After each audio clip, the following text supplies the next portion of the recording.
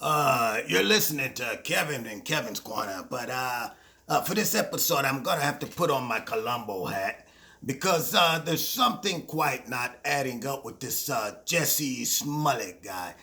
Remind me again what happened in Chicago, 2 a.m. in the morning. Maybe you can help me out just a little bit. Yeah, I have to go Columbo on him. See, now,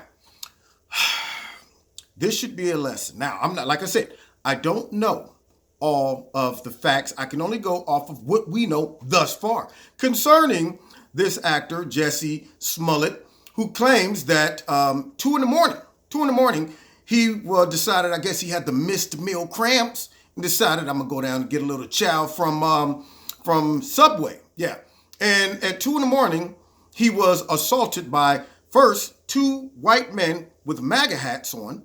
And then later on, we come to find out that they weren't MAGA hats; they were ski masks, which kind of makes me. I have to go Columbo. Yeah. See, tell me again why two white guys would be out in zero below weather with ski masks, but have no gloves on. How did you know they were white? See, so all of a sudden now they got full ski masks, probably had gloves because it's extremely cold in Chicago. And yet he was able to tell, I guess they were white. Maybe it was the accent, who knows, tone of voice perhaps. But apparently they approached him and said, hey, are you whomever, Jesse Smollett from the show Empire? And I'm just thinking out loud. If I see two men approach me and apparently he says they had a rope and some bleach and they had masks on. My first thought would be, why would I answer to them? They don't look like fans. They're standing there, look like two sinister characters with ski masks on. And hey, listen, I run into people right now who runs into me and they say, hey, are you Kevin from Kevin's Corner? First thing I do is I read their body language. I'm thinking, depends on what you want, depends on your motive, depends on how you feel about Kevin and Kevin's Corner. So now all of a sudden I'm going, maybe, maybe not. What's it to you? If you go, man, I tell you, I watch Kevin's Corner and love it. Then I'm like, okay, I'm on friendly ground here. But if you like, man, because if you was, man, I would have told you a couple things. I'm like, well, you know what? I'm not Kevin from Kevin's Corner. How about that? But I guess this guy's he doesn't lost all his street knowledge and street cred. 2 a.m. in the morning, somebody walks up on you with ski mask on and they say, are you so-and-so? And you go, yup, sure am. Did you think they wanted your autograph perhaps? But anyway, nonetheless, you know the story. Apparently, they assaulted him, punched him a couple times. Then, his ribs apparently were broken. Then they ran off and left a little verbal message. It says Trump's America or something like that. And called him some racial names and also used the worst word for the left is the F word. I can't say it because of the algorithms. Yeah, so they called him these things. And I started to sit back and say, let me go through a practical application of what one would possibly do in that scenario. And let's kind of put it together until some facts come out. Now, first things first, the police have done diligence with reviewing all the cameras everywhere and even outside of the area that he said that it took place. But they can't find any footage of him or the attack or any of that stuff, which kind of puzzles me. Because can you imagine in this day and age committing a crime and no one sees it? I mean, we're living in the day and era where it's a hard life for a criminal. If they want you, they'll find you. You got satellites, you got cameras, you can triangulate, you got all types of stuff to catch criminals. Criminals that probably were way smarter than these apparent two guys who decided to walk around late at night with bleach and a rope thinking, you know what, we'll probably find a black gay man somewhere tonight and we can just put the rope around their neck, throw some bleach on them, beat them up, and nobody will see us running around with these masks on or the bleach or the rope. Nobody's going to question and say, excuse me, why are you two walking around 2 in the morning when it's dead cold with a rope and bleach and ski mask on? But, those are just practical thoughts that I would have. So nonetheless, apparently they beat him up, put the rope around his neck, threw some bleach on him, ran off. Now, first things first, some things have changed, and this is where I have to go Columbo. Yeah, first thing you say that they had MAGA hats on, but later on you said that they had ski masks. Okay, so that's the first thought. They started off, or at least the news reported, that they were MAGA hats because you know what that does. That fits the narrative that it's all motivated. All of it by Donald Trump and his wickedness and his evilness and his rhetoric. Yeah, that's right. So it goes from that to ski masks. Now, if I'm the media, I'm starting to pump the brakes right now because I just stuck my foot in my mouth a couple of days ago talking about the kids with the MAGA hats on. Coming to find out when the details fell out, it was all wrong. Now, once again, let me put my disclaimer. I haven't seen the final police report, but some of the stuff they reported thus far makes me go. It makes me think about Columbo. Like, tell me again why. Yeah. So now you get jumped and they catch him on video, I guess, just walking past the police guy, or at least a security guard. Just went, I guess, the first thing he's thinking, let me go to my manager's house. I'm sure he'll tell me what to do instead of calling 911. So he goes to his manager's house. Then he goes to the hospital. And, hospital have no record of this bleach on him, no records of the ribs being broken, none of that stuff. Police can't corroborate that. But he comes back home and then makes a police report. Now, this is all packaged up very nicely in a bow so that it can definitely accuse Donald Trump and all of the Trump supporters for being just these racist, anti-gay people. But there's still some things I'd have to question. First things first, you're in Chicago. Now, that's a heavily populated area. Obviously, even though it was freezing and 2 a.m, there were people walking around in Chicago. Nobody saw anything. That's very hard to do. I'm telling you, maybe you don't watch Forensic Files, how they catch people in the most craziest ways. One guy robbed a bank, dressed like a woman, running to get out of the bank. He runs into the door because it was so clear that he thought the door was open. He runs into the door and his lips press up against the window. And they pulled his lip prints off of the window because he had makeup on, lipstick, and found the man through that. So now you're telling me that these two low-level Trump supporters, because according to them, they're all dumb, just hillbillies walking around looking for people like this guy, just jump on. So these two guys were able to just know where all the camera locations would be and to say, you know what, this guy's in a perfect position and spot to where we won't be seen. There's no camera footage anywhere to show this particular place where we're going to jump him. How'd they get him there? Did they just wait there until somebody came in like a mousetrap or something? Or did they coerce him in? Did they drag him there? How did they know there was no cameras? I don't understand. And then you get the police who look for all of this footage, through all of it. They said hundreds of hours of footage, nothing. Didn't even see him on camera. So now you go to the hospital, then you go back home and call the police. Now, you said there was a rope around your neck and bleach was thrown on you.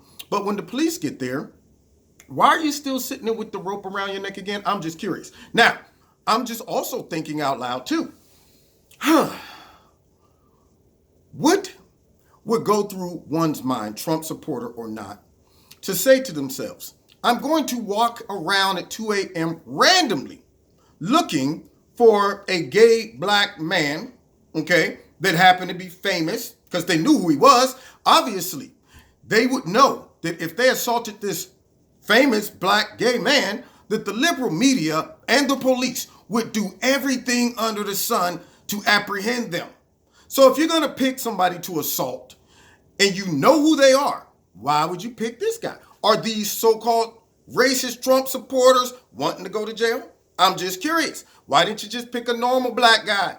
But you picked this guy because obviously you knew who he was. They said, aren't you that guy from whatever? Yup. Okay then, let's get this guy. The guy that's not a low-level guy under the radar, a guy that's going to bring national attention to us, and they'll probably use all their resources to find us and get to the bottom of it. But yeah, let's pick this guy. So now you do this to this guy, and then he goes through the whole process of being in the hospital, comes back to the house. Police, I got my story ready now. Come on out, check it out. All right, ribs. They look at the medical records. It doesn't say any ribs were cracked here. I don't know anything about no bleach, but I am curious. Now, this is Columbo. I'm going Columbo. Yeah, tell me again why you still have the rope around your neck. Now, a rope isn't a normal item that people would carry around Chicago in this day and age unless you really was trying to hang somebody. Apparently, this was not the type of rope that you would throw up over a tree and yank somebody up.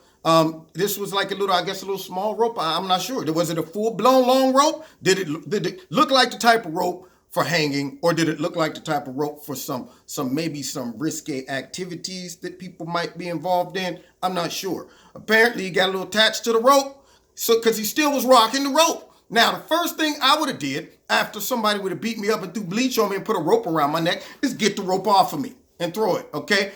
Hold on to the rope for fingerprints, something like that. Here, please take the rope, okay? This is the one they used on me. Could you just run some fingerprints on that? See if we can find out who these people are. But instead, you're sitting there with the rope on during the interview with the police. I would find that quite odd if I was the police officer. Excuse me, what's with the rope? Why didn't you take it off? I don't know. I just wanted to make sure you saw the position it was in when you got here. Yeah, makes me question some things. But then, at the same time, we find now that he didn't want to give up his cell phone to the police for them to check that. Okay, so now you're an innocent man. Now, you know, I know how some people got some stuff in their cell phone. They're like, look, Mr. Officer, don't disregard the rest of that stuff, okay? But I can prove this and that and this and that these people did that to me.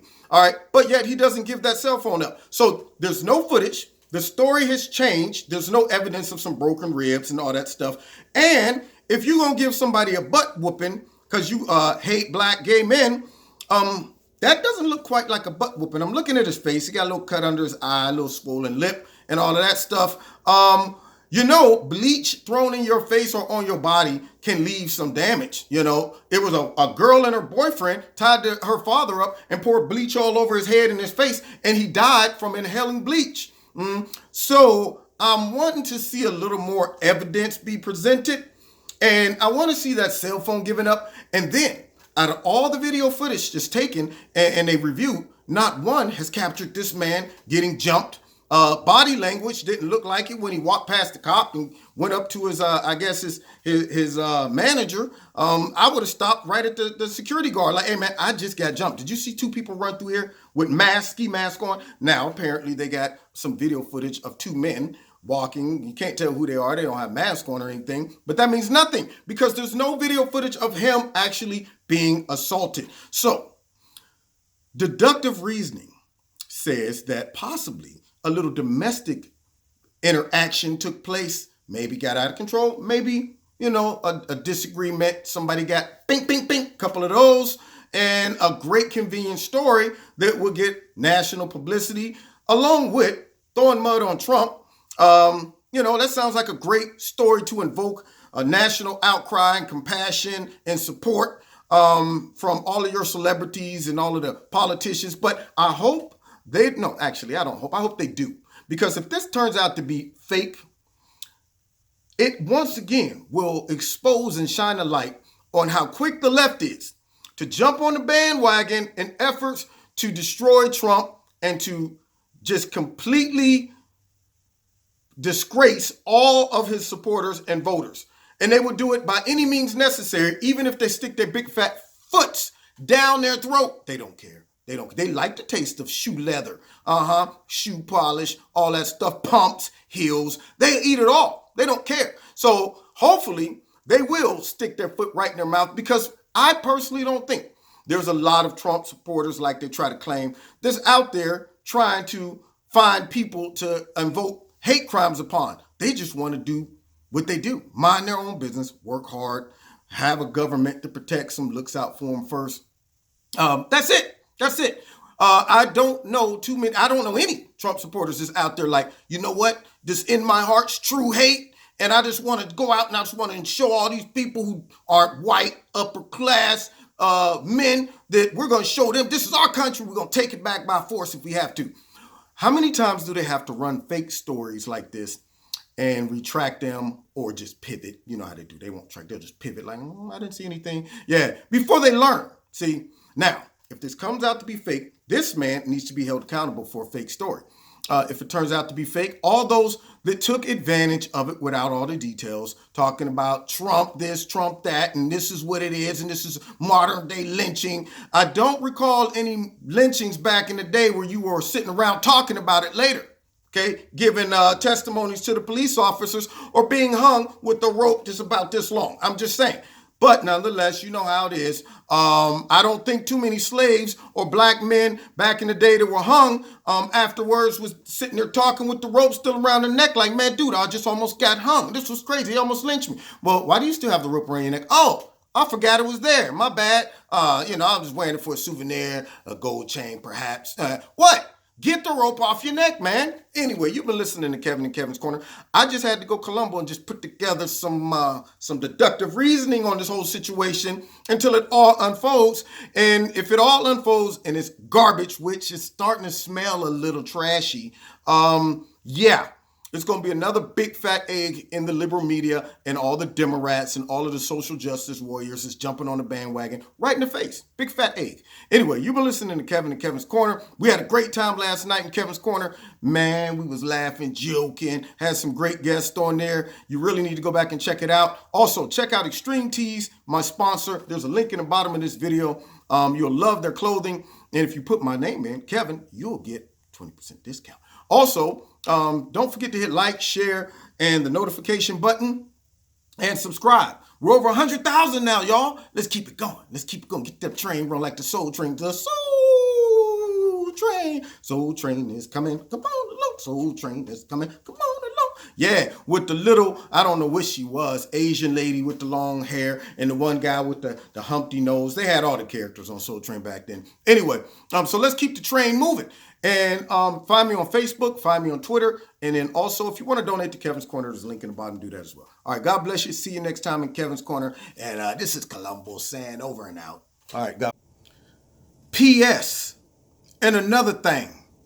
How many white Trump supporters you think even watch Empire? You know they wouldn't know who he is. Hey, aren't you Jusai something from Empire? I watch that all the time, even though I'm extremely racist. I follow your work. Yeah, I follow all the information that we get about you celebrities that are black and are on all black shows. Yeah, that's the most important thing to me. That's really interesting to me. And I read somewhere that you were gay, and I don't like that. I don't like gay people. When I watch Empire all the time in my racist house with my TV, I'm sitting there enjoying the art that black people bring to America, but yet I hate them at the same time, and I'm so up on modern culture that I'm aware of who you are. Now, let's be honest. I don't think the average quote-unquote racist white Trump supporter, as the media would like us to think, are sitting around watching Empire, and they definitely wouldn't know who he is, especially by first name. It might be, hey, aren't you the guy on Empire? But you don't throw out names and stuff like that. So I find the whole story to be a little fishy. That's just my take on it. I forgot that part in my other video, so I had to bring that, I had to add that on as a little bonus. All right, God bless you. See you next time in Kevin's Corner.